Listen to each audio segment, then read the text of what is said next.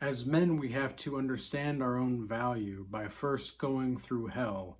And honestly, that heartbreak, that pain that you received from a woman unjustly, or anyone really that you received pain from, where this was a betrayal and you had actual intentions of goodness toward a person, and they take advantage of those intentions, it will leave you scarred, and it will leave you with a sense of distrust and distaste to people in general, but especially if you're a man and you've seen this from women, then that is also going to be an indicator of great sorrow on your end.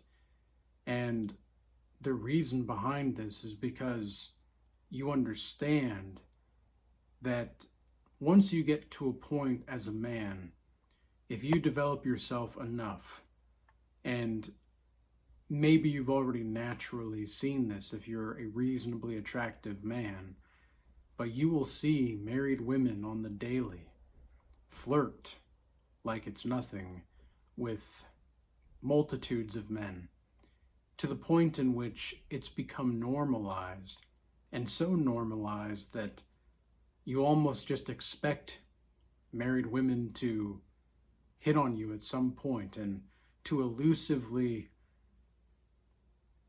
implement themselves into your vicinity because they want to know that they're still wanted by other men. Sometimes they do want to go all the way with another man. I myself have had multiple married women tell me that we can keep it a secret and of the likes. And I declined. And when I did decline and recline myself or recluse myself into somewhere else, the women, one specifically, tried to get me arrested because I told her no. And I had the audacity to tell her no. And now I had information in which could get her into trouble.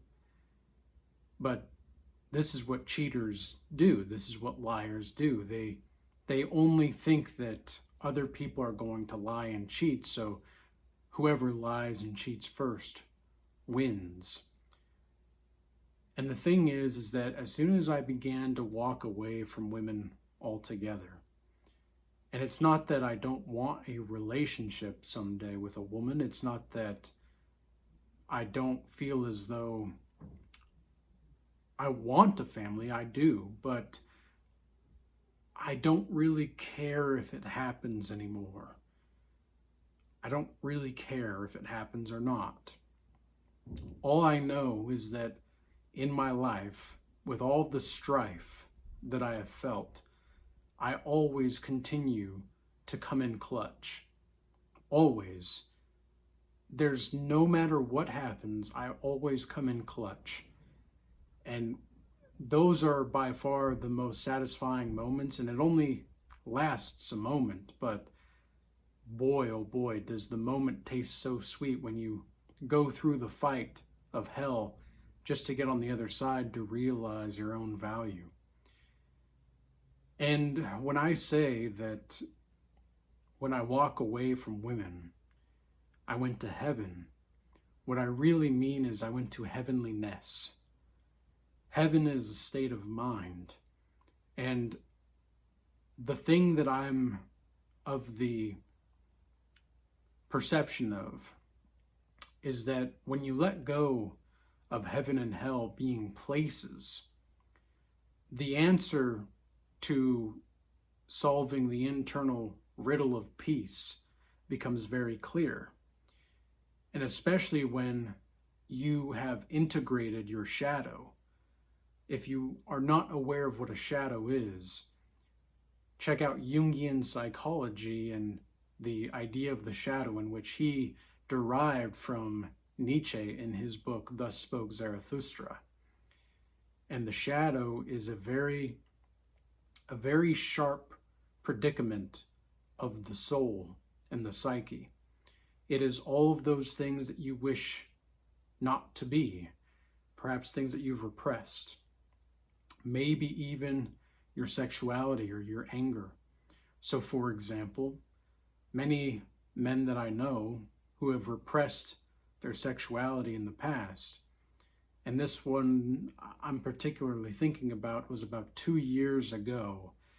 I met a man who wanted to do one-on-one sessions with me.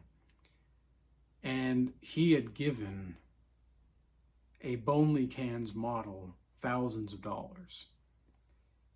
And I asked him why exactly. And this was clearly a man who has repressed his sexuality. And so he's gone to the other extreme. He hasn't accepted that side of himself, so he seeks for there to be a balance. But the problem is that when the psyche seeks a balance, the soul becomes uncentered sometimes. Balance and centering of the soul is not the same thing.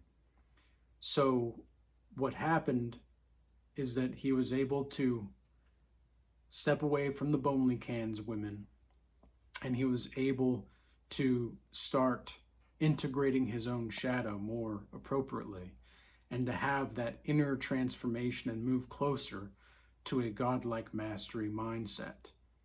Because in order to get to that point to begin with, where you're giving women money for sexual pleasure, I'm not saying that there's something particularly wrong with that per se, because there really is no right and wrong, but there is ways in which are going to move you closer to heavenliness and ways that are going to move you closer to hellishness. And all of those things that you do to make you move toward hellishness is of your own doing. You have the potential to choose that which kind of consciousness you want. And being capable of walking away from women is a way toward heavenliness for a man. This is not to say that you should hate women. This is not to say that you should walk away to try to damage their egos. Now, maybe potentially they have intentionally tried to hurt you. And in that case, the proclivity that you will feel toward revenge will be great. But that does not mean that you ought to consider revenge to be the way of truth here and the way to fully express yourself. The best type of revenge in that situation is just being able to let go and to live and to learn and to move forward with earnest grace and dignity and integrity intact.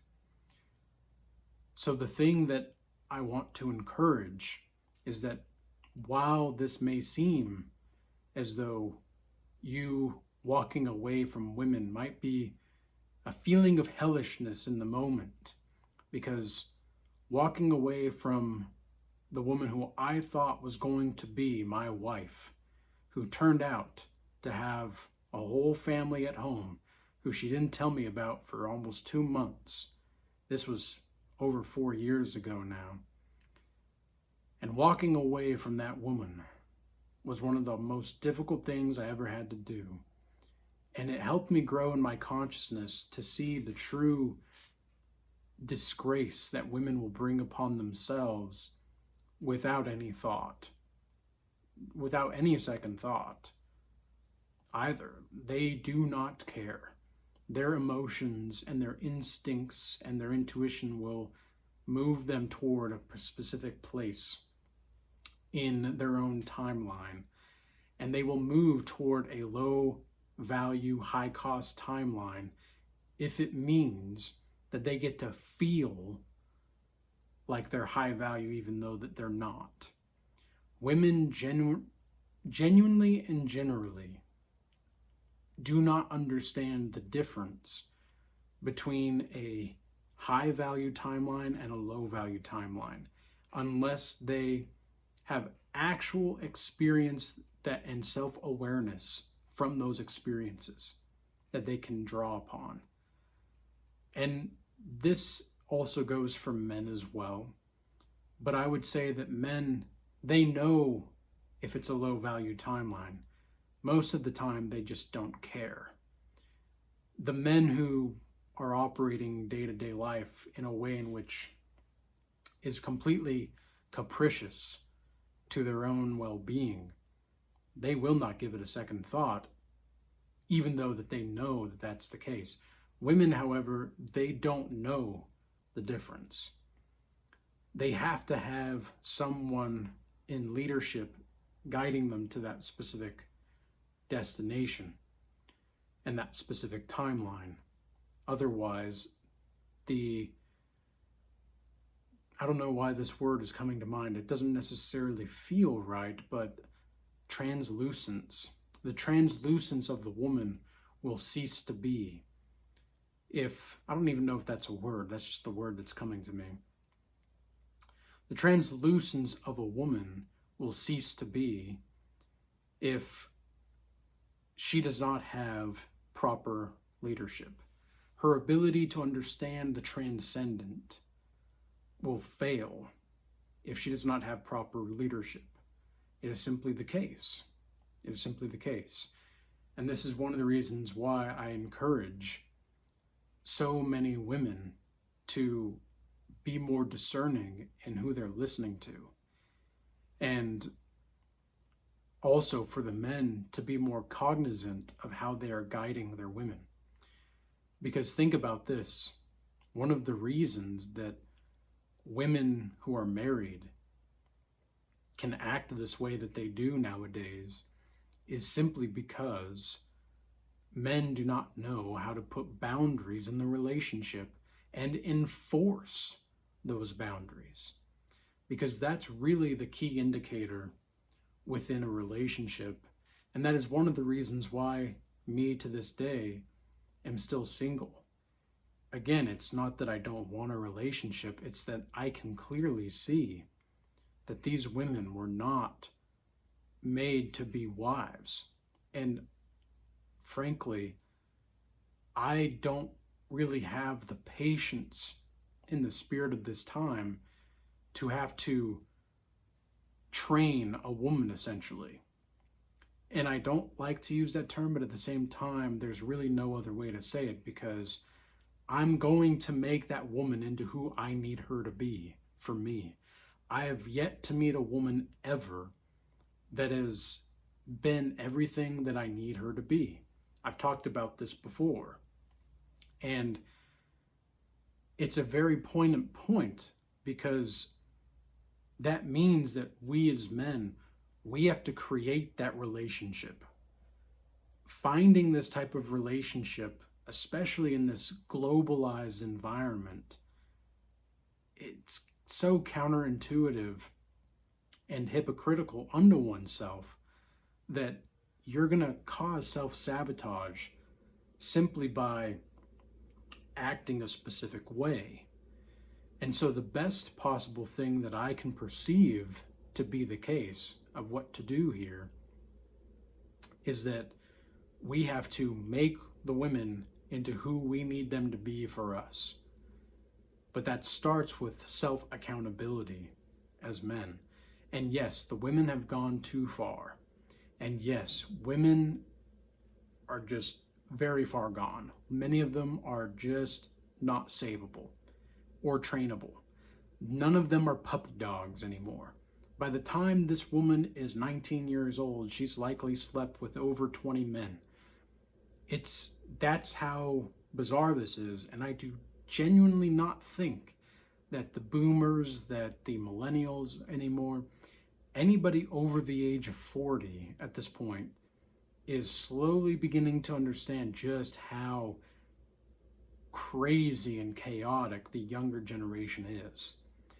The amount of cesspoolness and hellishness that is emanating from the I don't even know what to call them other than zombie programming individuals, because they're zombie programmed. They're programmed to be zombies. And it's absolutely difficult and challenging to watch. But the most important aspect of this is that we see the levels in which women will go to sabotage themselves for no real reason. They will sabotage themselves for nothing and then blame men. That's what they will do. At least generally, most of the time, men understand that they're the issue. It is the very weakest of the men who talk about how it's always someone else's fault.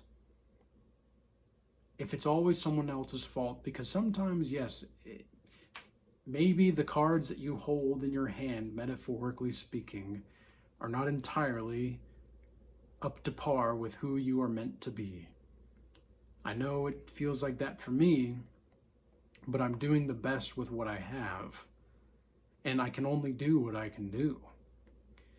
And so my approach is, I'm not closed off to women. I'll talk to them, I'll communicate with them, but I will vet them, and I will see to it that, is this woman still like a puppy dog in her soul to some degree? Does she still have her soul intact to some degree? Because it sure seems like most women do not have a soul anymore. They look at you smiling like this. Their eyes don't smile. Their eyes might as well be stoic. And so they smile, but they are not showing an expression because they are soulless. They are not soulful, they are soulless. They have less of their soul in them because they've given it away to all of these other people and to all these other social media machines, etc. You know, at some point, women just stop thinking. Have you ever noticed this? Men do this too, but women are on a whole nother level with this. Women will become so obsessed with getting likes and images and selfies and such that they just completely, like, there's nothing in there. It reminds me of Willy Wonka with Johnny Depp. Do you remember Veruca Salt, or whatever her name is? And she's surrounded by the squirrels. You know, she wants to go pick a squirrel, and then the squirrels get upset and they put her down on the ground and they start to test if she's like a good nut to crack, right? And now she's a bad nut, so she has to get thrown into the trash, thrown down the garbage chute. And so she does. She gets thrown out down the garbage chute. And that's most women. Most women are Veruca Salt nowadays. I want this. I want this. I need this. Daddy, I want this. Daddy government, I want that. That is all that they talk about. I need, I want, I want, I want.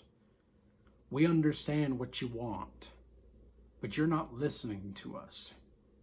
And that's why walking away from women leads to a sense of heavenliness. And again, it's not the walking away from women in of itself, it's just the capacity to do so. Because that's going to turn you into a man on the other side. Because you're demonstrating boundaries. You're enforcing boundaries, and that's the most important part. Women feared two things that I found. Number one is being shamed or guilted for their promiscuity or the way that they look, etc. The other, number two, is losing out on a good man that she knows is good and she acted up with. Those are the two women's biggest fears that I can tell. So be mindful of this. And if you're going through a situation, do consider scheduling a one-on-one session with me, or if you want to go and do the physical, emotional, and spiritual transformation, check out the Godlike Mastery offer that I have. All of those links are going to be in my website in the description box below, or if you're watching this on X, it will be on my profile at the top. And with all that being said, peace. Until next time.